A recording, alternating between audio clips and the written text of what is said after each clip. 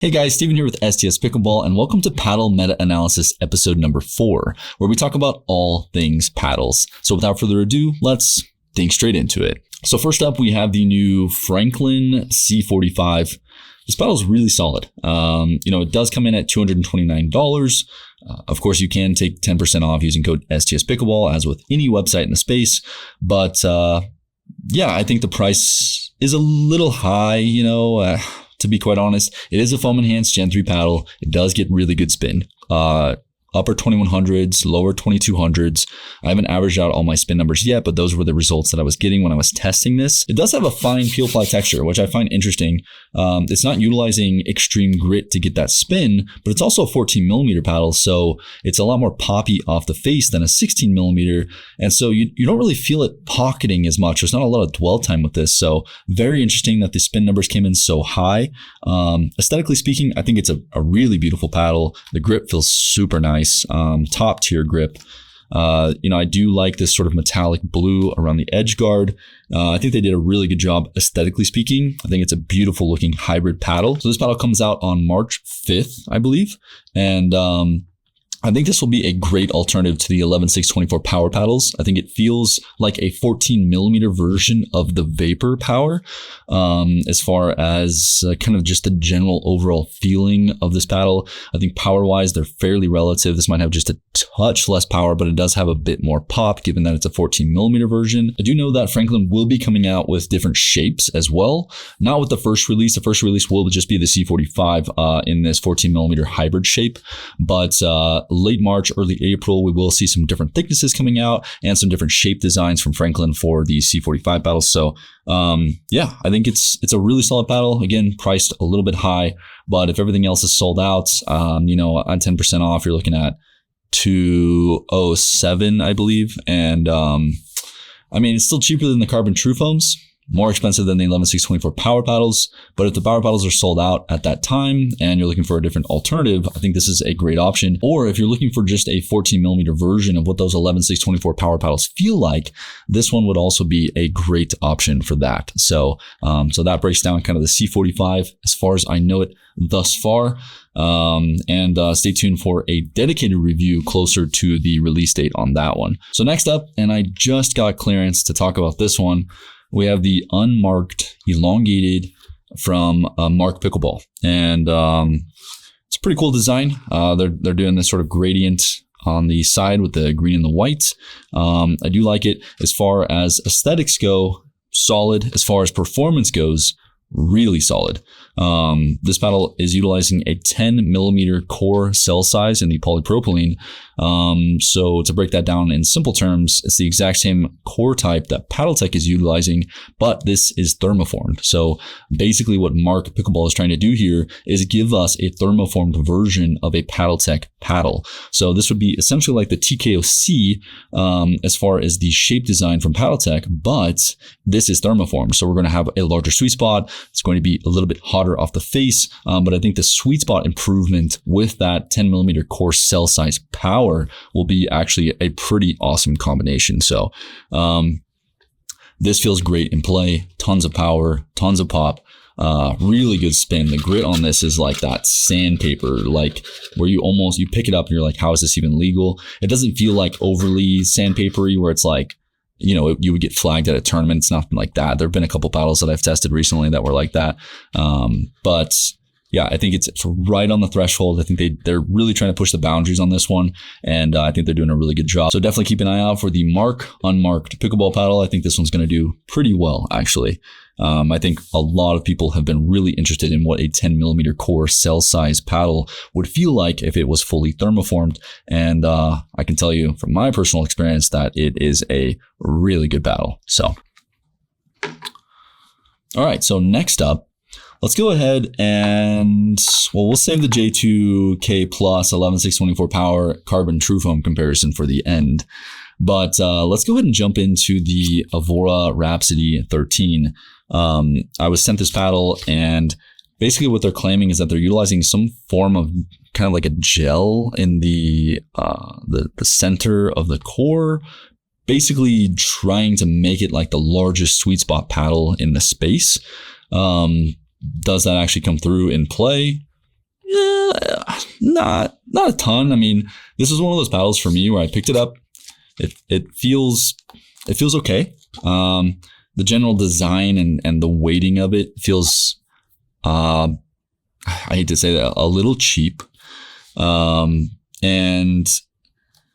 yeah, it's just, it feels like again, I just hate to say this. It just feels kind of cheap. I'm not going to use any other descriptor words because I feel bad beating stuff like this up. But yeah, sweet spot, not a whole lot bigger. You wouldn't even notice it, honestly, in comparison to just a general standard thermoform paddle of this particular shape, which would be sort of a standard shape. Yeah, not super great. Spin was okay. Feeling off the face was okay. It was one of those paddles where, I played with it, as long as I had to kind of test break in and just really give myself some experience with it. But overall, I was unimpressed with the Evora Rhapsody 13. So especially at the price points, I think that's way too expensive for that experience. So I would personally recommend against that paddle. Personally. So actually, before we jump into what I know everybody is here for this video, let's talk about two more things. So one, I've been curious about shoes lately because I really want to find the perfect shoe for me so that it's always just a comfortable, perfectly fitted experience when I'm playing pickleball. And, I've used the ASICS Gel Resolution 9s for quite a while. I've tried some shoes from Nike. I've tried some shoes from Way of Weight. I have the Way of Weight All City 12s.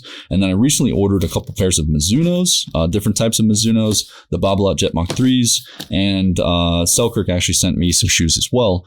And I was kind of curious if you guys would want to see sort of a shoe comparison video.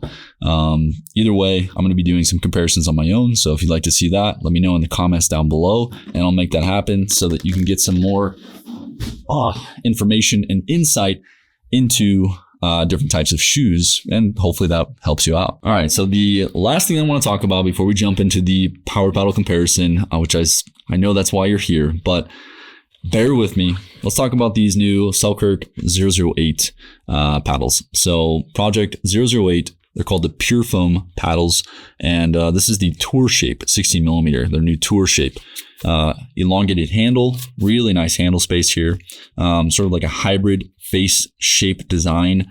I love this shape. Handle feels nice. It's a little flat on the edges, on the sides of the paddle, so you do feel that kind of sharp drop off, which I do wish that there was a little bit more of a kind of a rounded bevel on the sides of the handle here. But yeah, it's solid though. That's my only complaint as far as the handle goes.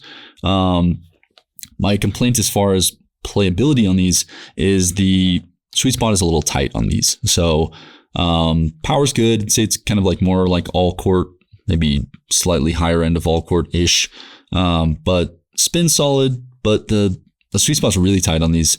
So I'm going to be doing a lot more testing, seeing if that sweet spot kind of opens up. If there's a break-in period, I'm going to be trying some different lead setups on these to see if maybe they just need a little bit of weight on the sides. But ultimately, first impressions are a tight sweet spot. And, I wasn't super wild about this. But time will tell, and I'm going to be doing some deeper research on these, and I will definitely keep you updated. But that is what I have on the Project 008s so far. Okay, so I know why you're here, and it's to hear my comparison between all these new power paddle offerings to see which one is best for you. So I'm going to break this down as quickly and concisely and transparently as I possibly can. So we have the CRBN TruFoam Genesis 2. This is the best standard shape option available out of all the new power paddle offerings, okay? So utilizing TruFoam in the core, much more durable, super high spin numbers. It is $280, $252 after discount code STS Pickleball, but this is the best standard shape option available. About 5 to 8% better in performance statistics in comparison to the 11six24 Pegasus Power. Okay, so is the Pegasus bad? No, but is it the best standard shape available out of all the new offerings that have just been released to us? No, it's not. This is the best one. But if you're okay with, getting about 5 to 8% less performance and you're looking for a standard shape paddle and you want to save $100, then the 11six24 Power Pegasus becomes a lot more enticing. But if you want the best of the best in the standard shape category, this is it. Next up, okay, I'm going to throw this into the mix as well. The Franklin C45 coming out on March 5th. I would take this over the Carbon TruFoam Genesis 1 and the Carbon TruFoam Genesis 3. And here's why. 1, it's cheaper. It's $230, $207 after discount code STS Pickleball. Okay. 2, it has a lower stock weight. 3, it has a lower stock swing weight. Okay. So you're going to be able to customize this a lot more. Given the fact that it's a 14 millimeter paddle, right? It's going to have less power. It's also going to have a tighter sweet spot. It's also going to have a lower twist weight. So given that this has a lower stock weight and a lower stock swing weight, you can add more weight to the side, right? You can lead tape this up or tungsten tape this up. Shout out Pickleball Effect, Braden.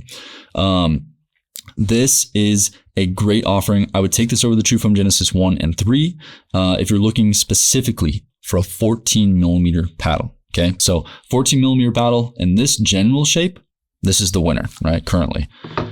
As far as standard shapes go, this is the winner, followed up by the 11six24 Pegasus Power Paddle. Okay.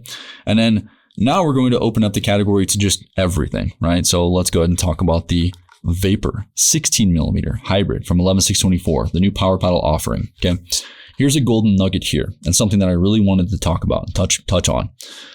The original 11six24 Power Paddles that they sent us, the reviewers, had so much more grit than the production models do. My original spin numbers were done on the original paddles that they sent us. Okay. So those 2300 plus RPM ranges now go down to about, 2200, right? So we're losing about 80 to 100 RPM, I believe, per paddle on the production models.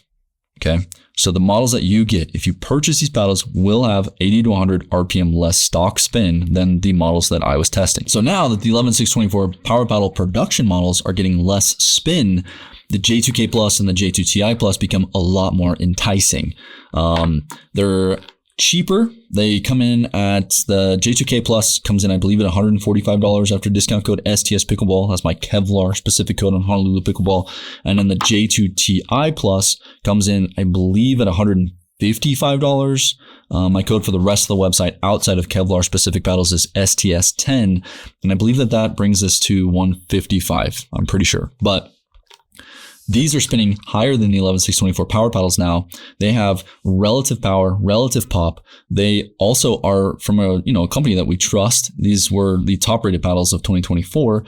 And I think when we're really considering everything from price to performance, spin, sweet spot, power, pop, everything that goes into these new Gen 3 paddles, it's really hard not to see the J2K Plus and the J2Ti Plus come to the surface, given the fact that they're cheaper than the rest of these offerings. They have relative performance and better spin.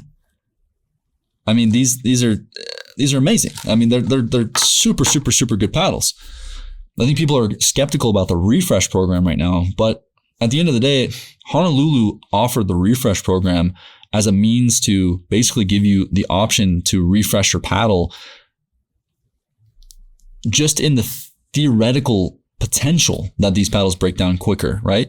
The reason why they did that isn't because they've seen these paddles breaking down super, super fast. It's because that we've seen over the past with these new Gen 3 constructed paddles that the core integrity tends to be breaking down a little bit quicker than original Gen 2 paddles, and especially quicker than Gen 1 paddles, right?